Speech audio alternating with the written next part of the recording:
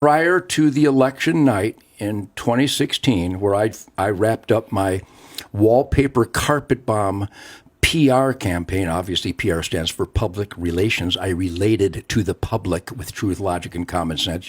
Radical stuff like the Constitution, the Bill of Rights, Declaration of Independence, Ten Commandments, Golden Rule, all that really nasty stuff. Yeah.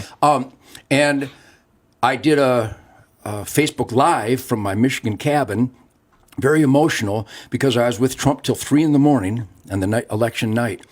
And as the numbers were coming in, I saw the results.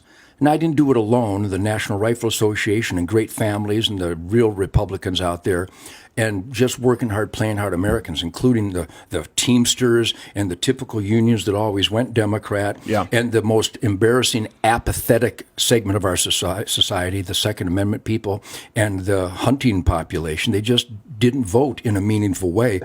And when I saw that we won those three, everybody's going to be Michigan, Wisconsin, and Pennsylvania, and Hillary's going to get all those. Huh? And then all of a sudden, I was emotional. I remember that video, yeah. Yeah, did you see my yeah, well, we talked about it last time you were on. Yeah, I remember you talked about how Michigan came home. So my point is that is still possible, but here's the technical logic. Here's the Google Zuckerberg world. The week before, I think we talked about this last time, but it's important to restate it. I had between 15 million and 36 million Facebookers. I was like up there with Beyonce and Taylor Swift. Yeah. And then the next couple days, it went down to 3.5 million. Really? Yes, I had 15 million to 36 million. It was on record. I don't know if you can still get back there. Probably scrub that. But that's how many Facebookers I had, my reach.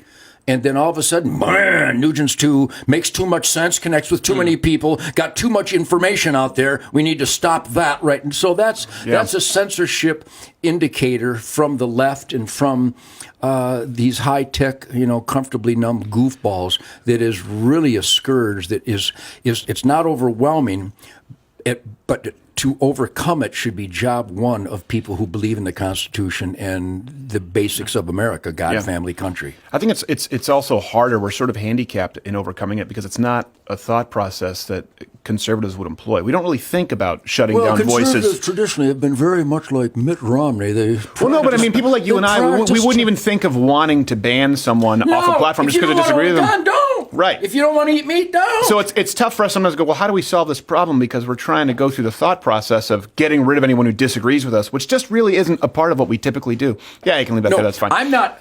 I'm the original liberal. Que sera, sera. Whatever will be, will be. Live it up. Choose your own path in life. Just don't, defecate upstream of my pursuit of happiness. If you like to defecate in your water, be sure you do it away from the water table so those of us pursuing happiness downstream from you don't have to live with your stupid choices. Right.